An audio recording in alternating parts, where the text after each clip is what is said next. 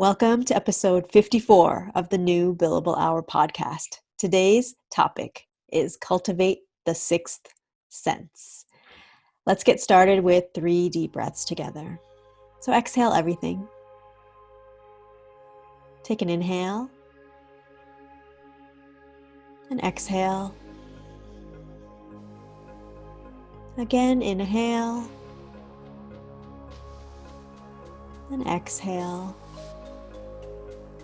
Last one, inhale and exhale. The topic for this month is trust your intuition.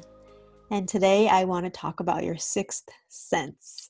And maybe you've heard about this concept, but I'll explain it a little bit and how it applies to you as a lawyer, law student, or just someone who's interested in increasing your productivity. So we have our 5 senses, which are physical senses, right? It's seeing, smelling, tasting, hearing, touch.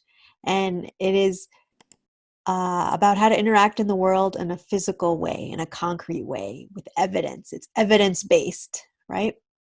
The sixth sense is our intuition. And this is more energetic. It is more subtle. So even though we are interacting with the world on a more gross level or more, macro level, I guess I should say, physical level, by exercising our sixth sense, we are honing into these subtle energies and these, this intuition. I write about this in my books about honing in our ability to feel things, feel when things aren't right, to find answers within.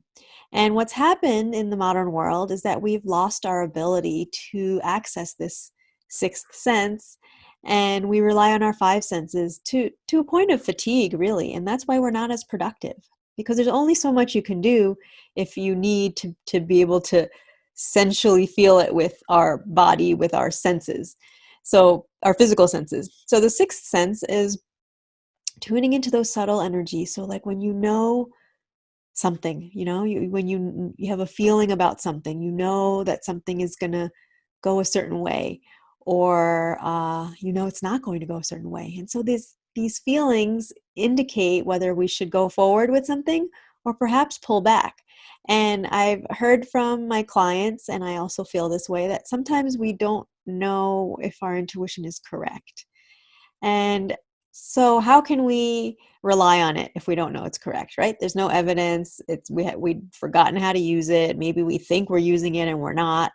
And so the answer is observation and self-reflection. So pay attention throughout your life, whenever you remember to do this, when you have the feeling, and then notice if it was correct, and maybe write it down. Maybe journal about it, like document, make it a sense, make it something with data. Document when, how you have a feeling that it actually is helpful to you. And this could be, definitely with trial practice and with working with witnesses and juries, right? We're often feeling things out.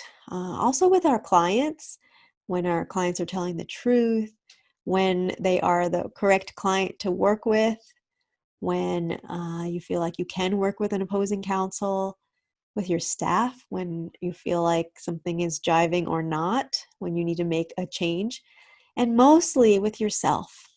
So I definitely have lots of conversations with myself about what to do next, and I go by feeling, and perhaps that feeling is not always correct. It is maybe the best I can do. But the way we can develop this superpower is noticing when we are correct and what that feels like. Because it might feel similar when we're not correct, but when we are correct and something easily came to us, or a decision was easily made based on that feeling, that energy, that intuition, what did that feel like?